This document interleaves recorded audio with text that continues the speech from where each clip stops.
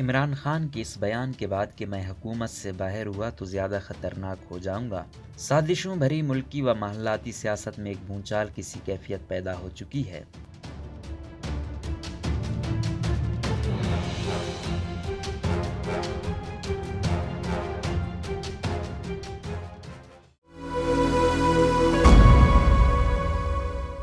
تجزیہ کاروں کی غالب اکثریت کا خیال ہے کہ یہ بیان دراصل دھمکی ہے جو عمران خان نے اپنے محسنوں کو دی ہے، لہٰذا اب تو ان کا جانا ٹھہر گیا ہے۔ اسی اسنا میں اپوزیشن نے بھی اپنی سرگرمیاں تیز کر دیں اور آخرکار پی ڈی ایم نے پیپلز پارٹی کے ساتھ مل کر عمران خان کے خلاف عدم اعتماد لانے کا اعلان کر دیا ہے۔ پیپلز پارٹی اور شہباز شریف کا عدم اعتماد کی تحریک کے روح رواں بن جانے پر تجزیہ کاروں کی اکثریت یہ یقین کر چکی ہے کہ یہ سب کچھ اسٹیبلشمنٹ کے اشارے پر کیا جا رہا ہے۔ ایسا کیوں کیا جا رہا ہے اور اس معاملے کو اتنی جلد نپٹانے کی دو بڑی وجوہات بیان کی جا رہی ہیں۔ اول یہ کہ ملکی معیشت دگرگوں ہے، ملک قرضوں کے نیچے دبا دیا گیا ہے، ملک پر عملاً آئی ایم ایف کی حکومت قائم ہو چکی ہے، عمران حکومت ہر محاذ پر ناکام و نااہل ثابت ہو چکی ہے، لہٰذا ملک کو بچانے کے لیے طاقتور محب وطن حلقے عمران خان کو فارغ کرنا چاہتے ہیں۔ 60 اور 90 کی دہائی کی ریشہ دوانیوں کے زیر اثر تجزیہ کاروں کا خیال ہے کہ جب ایسا سوچ لیا جائے تو پھر ایسا ہو کر رہتا ہے، لہٰذا اسی یقین کے زیر اثر چند دنوں میں ہی قوم کو یہ باور کرانے کی کوشش شروع ہو چکی ہے کہ پاکستان کی جو تباہی ہوئی ہے اس کا ذمہ دار صرف عمران ہے اور ایک صفحے پر رہنے والی باتیں نری گپ بازی تھی۔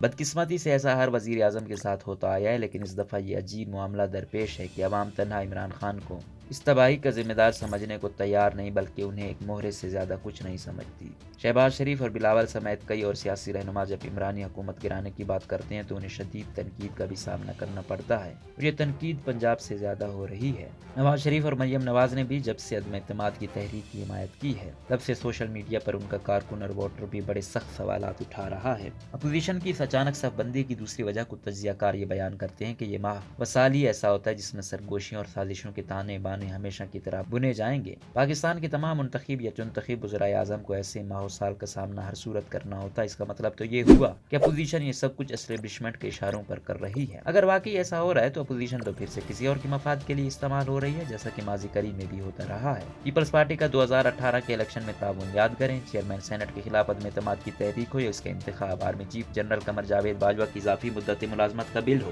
یا الیکٹرونک ووٹنگ مشین کا بل، حتیٰ کہ آئی ایم ایف والا منی بل، کہاں اپوزیشن استعمال نہیں ہوئی اور پھر ہر دفعہ دھوکہ بھی کھایا ہے۔ ظاہر ہے اپوزیشن جتنا بھی ساتھ دینے اور خجل ہونے پر آمادہ ہو، وزیر اعظم چاہے کتنا بھی کمزور نظر آتا ہو، مطالبات اور خواہشات بہرحال وزیر اعظم نے ہی پوری کرنی ہوتی ہیں۔ عمران خان کے معاملے میں یہ امر بڑا دلچسپ ہے کہ انہیں پورا یقین ہے کہ جہاں تک میں جا سکتا ہوں یا گیا ہوں وہاں تک تمام تر خواہش اور کوشش کے باوجود شہباز شریف یا بلاول نہیں پہنچ سکتے۔ عمران خان کو بخوبی علم ہے کہ خطرناک ہو جاؤں گا والی بڑک تب تک ہی کارگر ہے جب تک اقتدار ان کے پاس ہے، اس لیے تو وہ اپنے وزراء کو یہ تسلی بھی دیتے ہیں کہ کسی کا دباؤ مت لو، میں جانتا ہوں انہیں کیسے ڈیل کرنا ہے، اور پھر یہ پیغام آگے بھی پہنچایا جاتا ہے۔ اسی طرح کے پیغامات کی برکت سے ہی عمران خان اعتماد کا ووٹ بھی لیتے ہیں۔ چیئرمین سینٹ اور منی بل کے لیے بھی ارکان اسمبلی پورے کرنا کا بھی انہوں نے اپنا درد سر نہیں سمجھا، اور اپوزیشن کے دعوے کے برعکس ارکان پارلیمنٹ کو فون بھی آتے ہیں۔ اپوزیشن بھی تعاون کرتی ہے اور عمران خان کو مستقبل میں بگ باس ماننے کا پیغام وزیر اعظم ہاؤس پہنچتا ہے۔ نئے D G I S I کی تعیناتی پر بھی عمران نے بڑی مہارت کے ساتھ بتایا کہ وزیر اعظم کے پاس اسمبلی توڑنے کی دھمکی کے علاوہ بھی کچھ خصوصی اختیارات ہوتے ہیں۔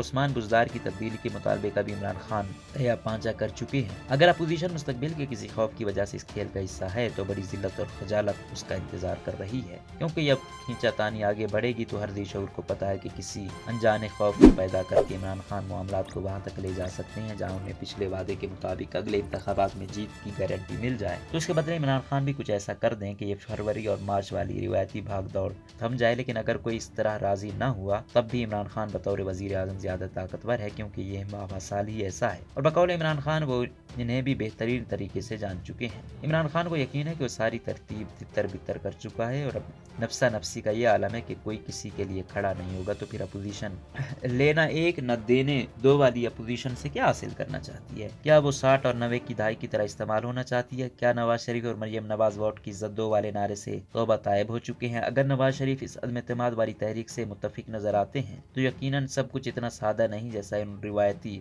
تجزیوں سے اندازہ ہوتا ہے۔ کیا نواز شریف کو پتہ نہیں کہ ان کا بھائی درجنوں بار ایسے سمجھوتوں سے دھوکہ کھا چکا ہے؟ کیا نواز شریف اتنے سادہ ہیں کہ وہ انہی لوگوں پر اعتماد کریں گے جن کو وہ اپنے ان حالات کا ذمہ دار سمجھتے ہیں؟ اب جبکہ وہ آزاد فضا میں ہیں تو کیا یہ ممکن ہے کہ وہ اپنی نااہلی اور سزا ختم کروائے بغیر کسی اور کے مفاد کے لیے استعمال ہو جائیں گے؟ یقیناً معاملات اتنے سادہ نہیں ہے۔ اگر نواز شریف ایسے کسی عمل کا حصہ بننے پر راضی ہیں تو یہ قریب از قیاس بات ہے کہ وہ کسی بڑی طاقت یا کسی دوست ملک کی گارنٹی حاصل کر چکے ہیں۔ ہماری ملک کی معیشت کا جو حشر ہو چکا ہے اور جس بین الاقوامی تنہائی کا ہم شکار ہیں، تو ان حالات میں اپنے تمام طاقتور لوگ مجبور ہیں کہ وہ نئے سرے سے بین الاقوامی بساط پر اپنا کوئی رول ادا کرنے کی کوشش کریں، اور جہاں سے امداد اور قرضے آتے ہیں ان کی باتوں پر کان دھریں۔ افغانستان کی حالات یہ کہتے ہیں کہ ہمیں دوبارہ امریکہ سے اپنے تعلقات کو ٹھیک کرنا ہے اور چین و روس کے نئے بلاک کے ساتھ بھی اپنے معاملات کو درست کرنا ہے۔ ایک ہی وقت میں چین اور امریکہ کی ناراضگی میں بہت مہنگی پڑی ہے، جبکہ ہمیں یہ بھی پتہ ہے کہ IMF سے ملنے والی معاشی آکسیجن بھی امریکہ کی مرہون منت ہے۔ لہٰذا بڑی طاقتوں کو اپنے مسائل کے حل کا اختیار دینا ہمارے لیے کوئی بڑی اور نئی بات نہیں۔ تو کیا عمران خان کا حالیہ دورہ چین پرانی رنجشیں ختم کرنے کے لیے تھا؟ اگر ایسی کوشش بھی تھی تو یقیناً یہ کوشش بھی ناکام ہوئی ہے۔ نواز شریف کا اتنا پر اعتماد ہو کر اس آگ کے کھیل میں کود جانا اس بات کا غمازی ہے کہ انہیں مطلوبہ اعتماد فراہم ہو چکا ہے، لیکن اگر اب وہ آصف زرداری اور شہباز شریف پر تکیہ کیے بیٹھے ہیں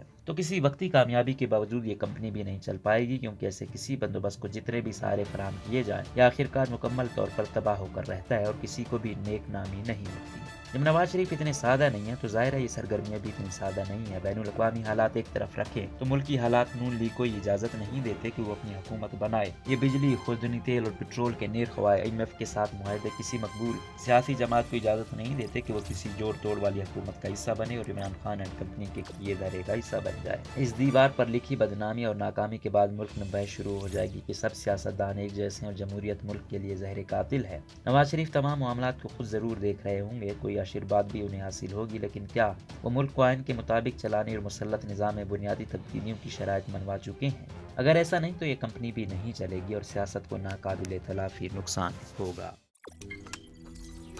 روزنامہ قدرت کی ویڈیو دیکھنے کے لیے ابھی YouTube چینل پر سبسکرائب کریں اور بیل آئیکن پر بھی کلک کریں۔